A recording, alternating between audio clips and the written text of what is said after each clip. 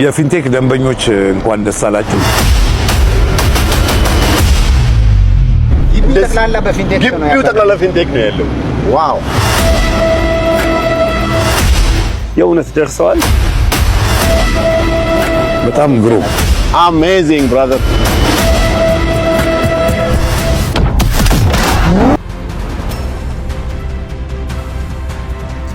ሰላም ጤና ይስጥልን ውድ ቻናላችን ቤተሰቦች፣ ሰሞኑን በመላ ኢትዮጵያ መነጋገሪያ የሆነው ከፍተኛ የገንዘብ ማጭበርበር የተፈጸመበት የፊንቴክ ኢንቨስትመንት ጉዳይ ይዘንላችሁ ቀርበናል። ከ1200 በላይ ዜጋዎች 7 ቢሊዮን ብር የተዘረፈበት ወንጀል ታዋቂ አርቲስቶችና የግዙፍ የቢዝነስ ሰዎችን እየከሰሰ ነው። ፖሊስ ምርመራውን አጠናቅቄያለሁ ብሏል። ዝርዝሩን አሁን እናቀርባለን።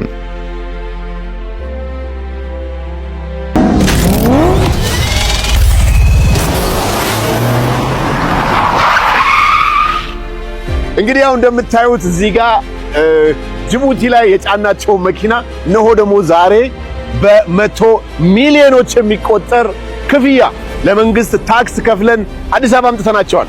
ዛሬ አዳማ ነው ያሉት፣ ወደ ቢሾፍቱ ደግሞ ይሄዳሉ ማለት ነው።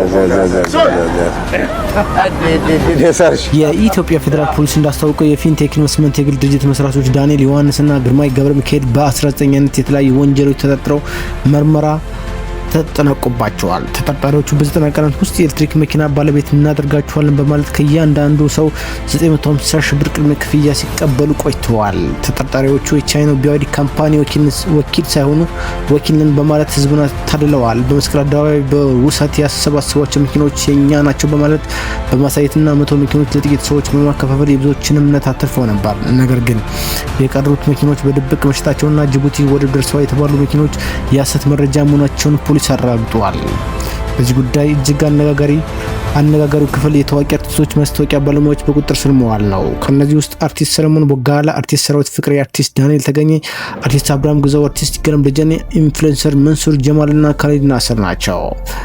እነዚህ ግለሰቦች እውቅናቸውን በመጠቀም የሐሰት መረጃዎችን በማሰራጨትና እያንዳንዳቸው 8 ሚሊዮን ብር የሚያወጣ የቢዋይዲ ሶንግ ፕላስ መኪና ስጦታ በመቀበል ወንጀሉን በማሰረት ተጠርጥረዋል። ፍርድ ቤት በእነዚህ ግለሰቦች ላይ እስከ መጋቢት 30 ቀን 2018 ድረስ የጊዜ ቀጠሮ ፈቅዷል።